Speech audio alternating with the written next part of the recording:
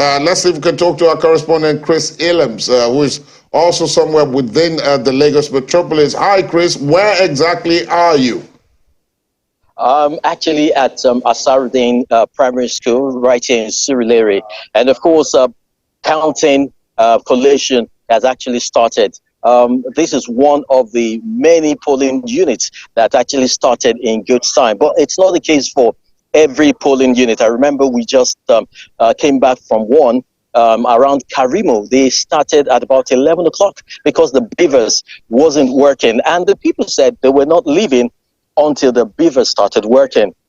And so we promised them that we were going to be with them. So we went back there, and they were really very excited that at last they can cast their vote. So that is currently happening. And of all the units we went to, just about one or two that had issues with the beavers. The second was around Yaba. We went to Yaba Queen's College, and where we met a lot of first-time voters. They were really excited, casting their vote for the first time. Actually, some of them donated their data when the beavers wasn't working. They donated their data to ensure that the beavers started working. We went to the Mushin area. The Mushin area had a lot of military presence, along the Abeokuta Road there. A lot of them, every junction had a military man, standing there. The stance, it's that no-nonsense stance. And so anyone who wanted to foment trouble probably thought about it again, because anything could really happen. No one wants to experience some of their brutality. That was what really happened around there. The other place we had a little incident was Ilasa area, where some people who didn't have their permanent voters card wanted to vote because they had their VIN. And so they felt, well, if I have my VIN, why can't I vote? So what they're counting on is the experience from this election, hoping it would improve electoral processes so that anybody, if you have your VIN, you could vote. So that was what really happened around there. But of all of them, it wasn't bad. The only we also had an issue around the Bariga area where we met some EFCC officials. Yes, they went. They were on the trail of some people who were allegedly buying votes. Transferring. Chris, can you hear me? Yeah, we just heard some applause behind you. What's going on?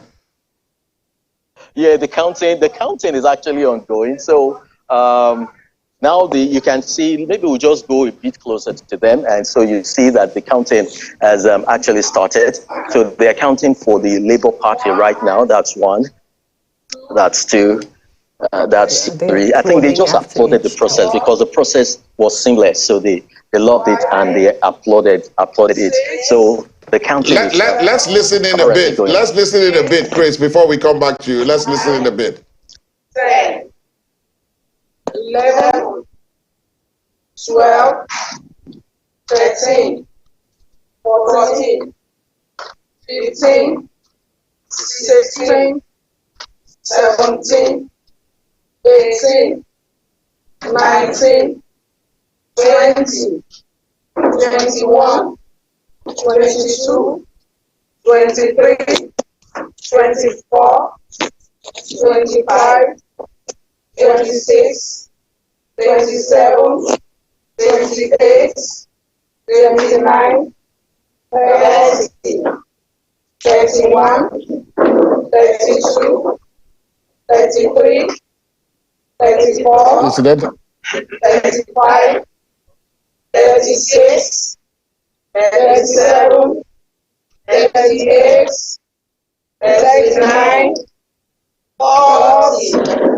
41, 42, 43, 44, 45, 46, 47, 48, 49, 50, 51, 52, 53, 54, 55, 56, 57, 58, 59, 60, 61, 62.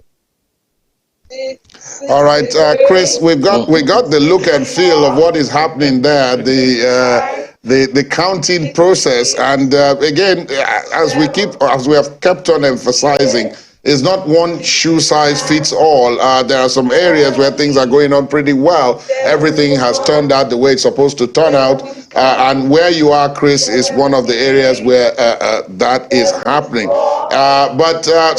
In conclusion, before we let you go at this point, Chris, how, given what you have witnessed, how would you describe the conclusion, at least of the voting process? The counting is now on where you are, and you probably will be going to see how it is at other points. But what if you were to give a two-line summary of what has happened now? What would that be?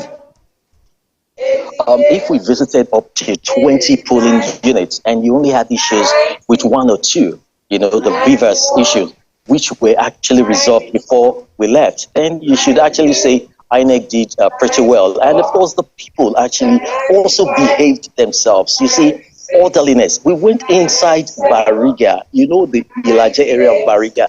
They were orderly. Then we went into Mushi, they were orderly. So it's actually been pretty, it's been very, very nice in the areas that I visited, even some of those areas that one would have supposedly called a red zone. So far, so good. All right, then, Chris, let's do some more listening to the counting behind you, going on behind you. 111, 112, 113, 114, 115.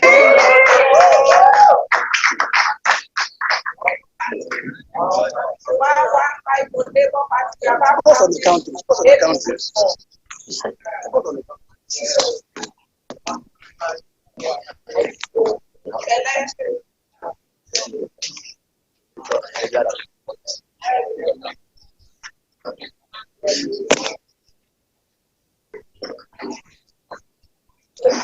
So right now they want to count the other party. That first one was just the Labour Party. So it's now the turn of APC. Okay. So let's see more from APC. Yes, ma'am. So count along. 1, 2, 3, 4, 5, 6, 7, 8, 9, 10, 11, 12, 13, 14, 15, 16, 17, 18, 19, 20, 21, 22, 23, 24, 25, 26, 27, 28, 29, 30, 31, 32, 33, 34, 35, 36, 37, 38, 39, 40, 41, 42, 43, 44, 45, 46, 47, 48, 49, 50, 51, 52, 53.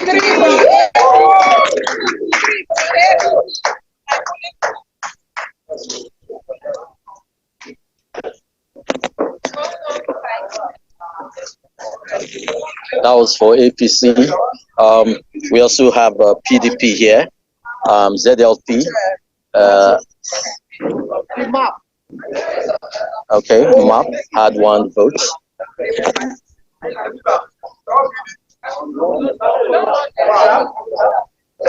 That's to know this party.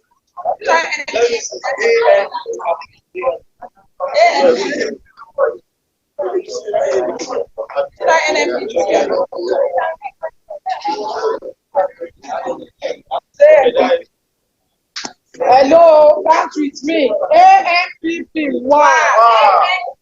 ANPP 1. Okay. 1, yes. Hello, this is PDP. Count along with me. 1, 2, 3, 4, 5, and 6.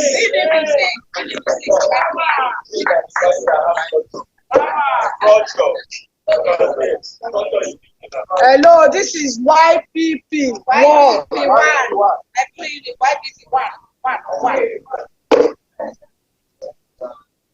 And this is also ZLP. Count along. 1, 2, 3, and 4. ZLP 4.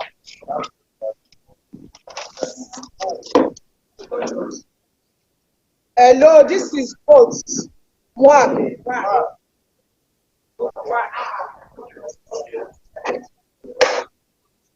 No invalid. All right, Chris, we're seeing that, okay, the outline of the results are clear. And so we want to thank you, Chris, for your time at this point. Possibly we'll get back to you when you move to another area where the counting is still ongoing. But as we await further updates from Chris Illems,